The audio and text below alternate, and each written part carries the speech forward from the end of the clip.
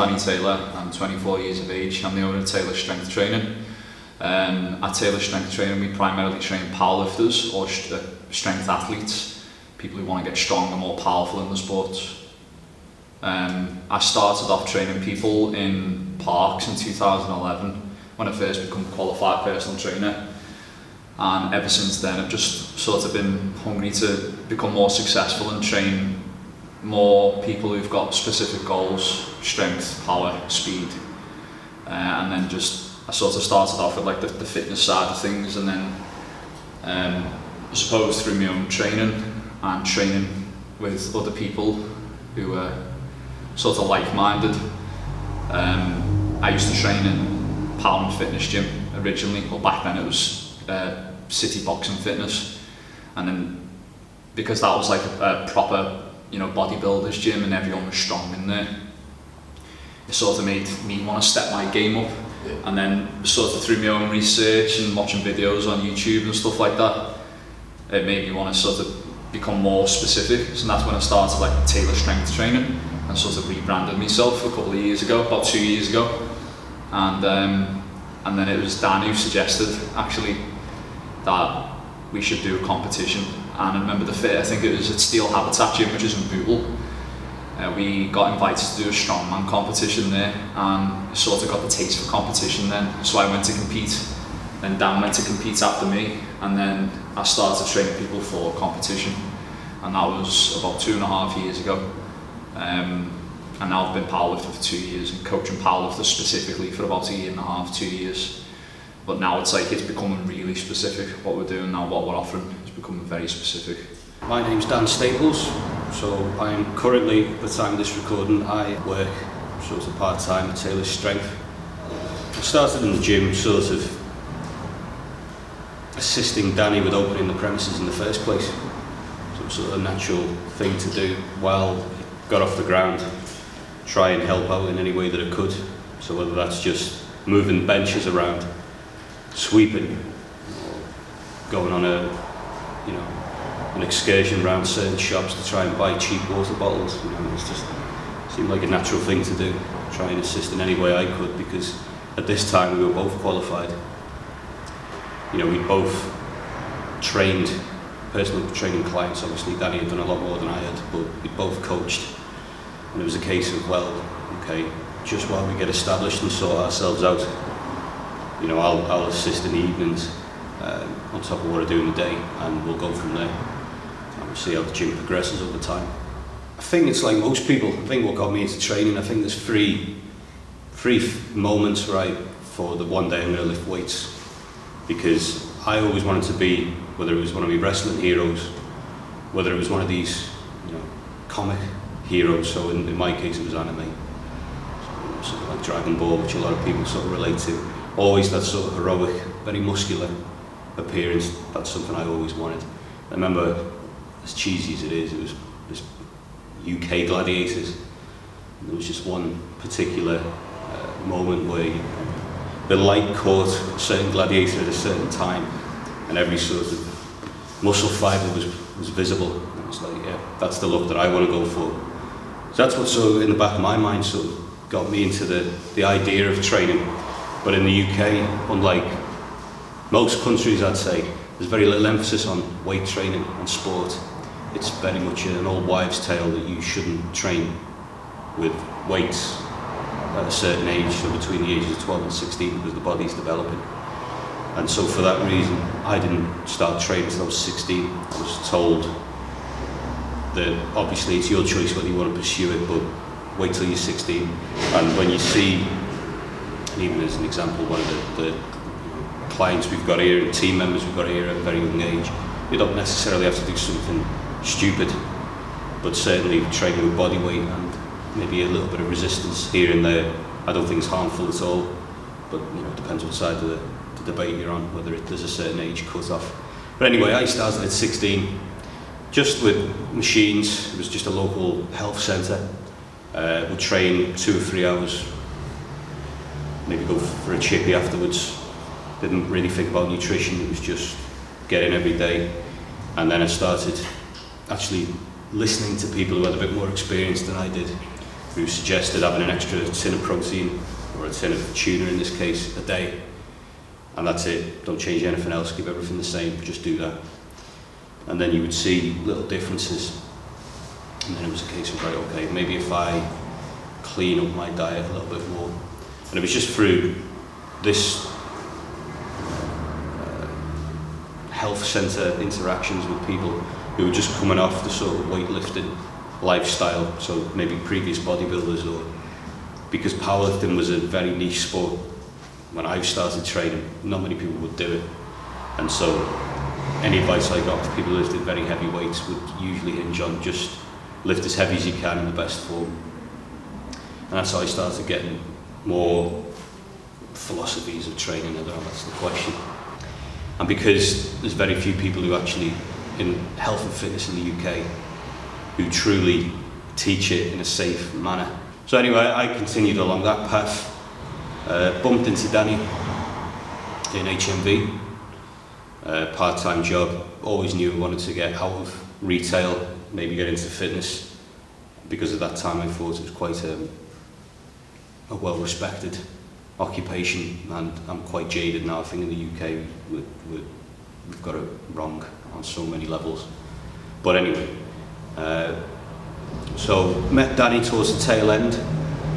He told me that he was interested in weight training. At that time, I'd tried so many supplements, I'd tried so many exercise routines, I'd heard of so many trainers that it was, you know, whenever he'd ask me one question, I'd have a response based on my experience or based on a certain coach's idea, because I was trying to get into a mindset of either and instead of either or, and that's what I always aspire to now. It doesn't always come off, but that's the goal. Anyway, so me and Danny became more friendly. It was more of a case of trying to get him to shut up, to be honest, because it was, you know, there were times when he was just shattered, and there's this little lad saying, so if you want to work your biceps, what's the best way to do it? Or what do you think of X trainer? But after a while he sort of grew on me, and from there it was a case of, well, you know, he's taking it seriously.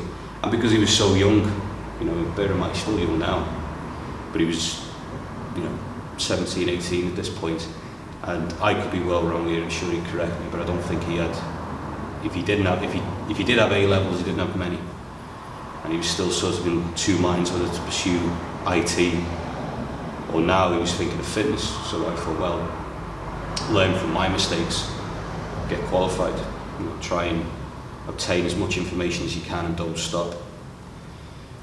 So he did, he surprised me, and then that's when I knew he was deadly serious and that this is something he wanted to do.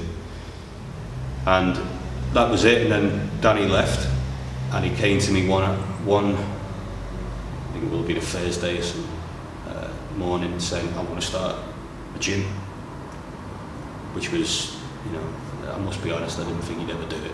I thought he was, you know, dreaming, frankly.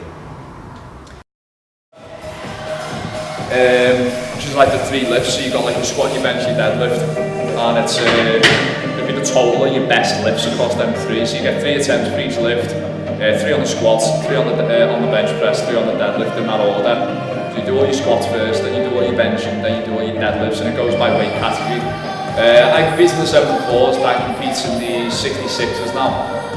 He did used to compete in the 74s, but he feels like he can make more of a dent in the 66s because it's a bit of an open category at the minute. Whereas I'm happy staying at 74. If I cut any further, like I'll just lose strength, I'll lose power. So I'd much rather just, I'm happy in the 74s. There's a few freaks of natures like in our category. There's a guy called Adil Khan, and he's just a monster. It's ridiculous, like. His total is like the same total that the 93 category, 93 kilo, what the 105s are achieving. It's just, he's on another level. So nowhere near him, like, there's no chance of ever finishing first, but I'm not doing it for that, I'm doing it to beat me.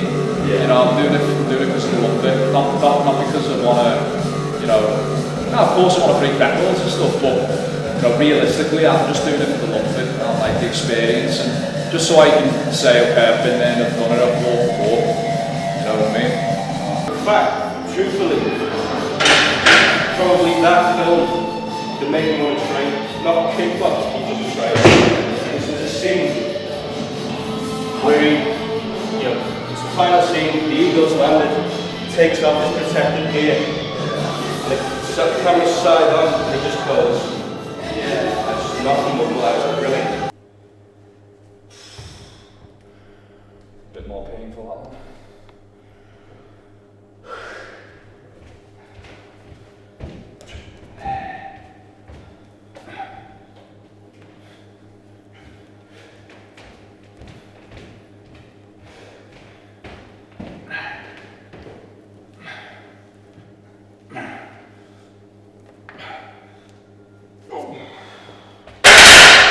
To me, that's good progress. It's because when I done that last week, I had to stop about halfway through on the right leg.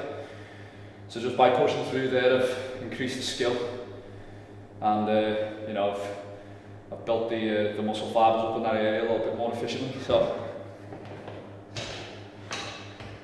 How was that form of mine, by the way? Perfect, like.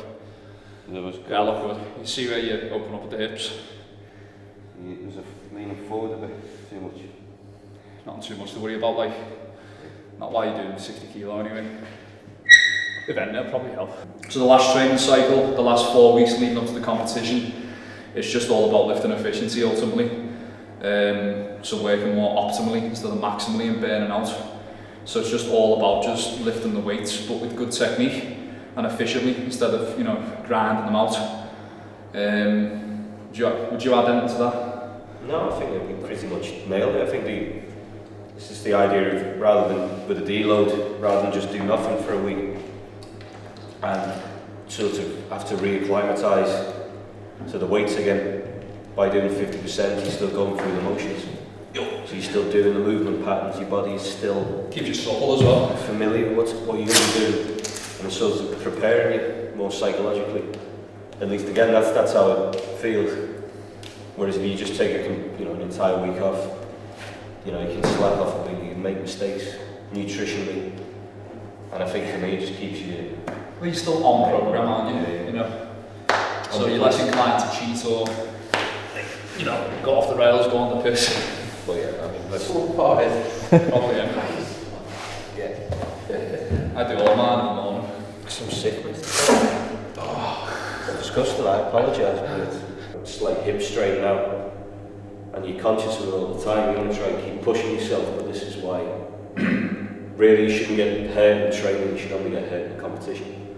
So I just got hurt in the competition, so I'm trying to be careful as well. But it's very hard when you, especially now that I'm ranked #1 for my weight class, and I know that there are people who are actually capable of beating me. So it's self. I put the pressure on myself. Being consistent in a way as well. Yeah. But it has to be. But I think that's the beauty of it as well. You try and push through the injury. So I think most powerlifters collectively are always hurt. Yeah. I think it's mentally crazy. That's what you think about it. It was a bit mad, like I just found some dumbbells in the garage and just started mucking about with them, doing tricep kickbacks, curls, flies and stuff like that, the stuff that you'd see in like magazines with Arnold Schwarzenegger and like different bodybuilders, Dorian Yates and stuff like that, and you've seen the stuff they were doing and I'd copy them. And I think I had like an Argos home set up for like 70 quid and thought I was boss in the garage in the house. And yes, just started to notice some results, and then I thought, right, it's time to step it up now, and I got myself a normal gym membership at Hellwood Sports Centre, so it's just like a commercial gym setup. And then I started looking more into like the science side of things. And then through that I started like telling my mates and stuff that I used to go to the gym with, what to do, and they were getting results from it, and that gave me a bit of a buzz, and that's what sort of got me into coaching. Through Dan as well, Dan Staples, who's class as like my coach and mentor and a good mate. He sort of pushed me along the right path and inspired me to become qualified and start training people and looking and asking why, asking the question why things were, a certain way. and like doing my own research and stuff like that, and trial and error, trying out different things in the gym. It was 2014, Christmas 2014, and I'd been coaching in Power and Fitness Gym for about 3 years at that point. And as I said before, it was always a dream of mine to own my own facility, have my own athletes, and sort of brand myself and have my own thing going for myself. My rules, my way, private gym, sort of strength athletes are the focus, powerlifters are the focus. So it was, I sort of had it was like a New Year's resolution for myself, and the plan was to sort of get my head down with the business, and I started just reading more business books. I'd spend sometimes a full day just sitting in Costa drinking coffee and reading books, making notes, seeing what other people had done to become successful and open their own businesses and achieve their own dreams. So I took inspiration from the likes of Gary Vaynerchuk. I read, I can't remember who the author is, but I read a very interesting business book called The E-Myth, and that sort of made a few things click in my mind about what I needed to do. So I started using Fridays as a business day, and on the Friday I used to just go hunting for premises. I remember there was a time when me and Dan spent a full day walking around the city. We went all around Wavertree, Smithdown Road, Allerton. We even went up to Egbert, and this was all just in one day, just looking for anywhere that we could move into and potentially set up, because these places were on main roads and stuff and commercial properties. I was still at it. I was still had a few places in mind, and there was actually a couple of places around Wavertree where I'm based now, where we were looking at, and it was only because I was on the bus on the way into Power and Fitness to coach someone, and it was this. I always sit at the front of the bus because I'm quite antisocial, and I like to just sit there with my earphones in, or look at articles on IGN or whatever, read the latest news, and I like to just be left alone when I'm on my way to work, which is it's fair enough, isn't it?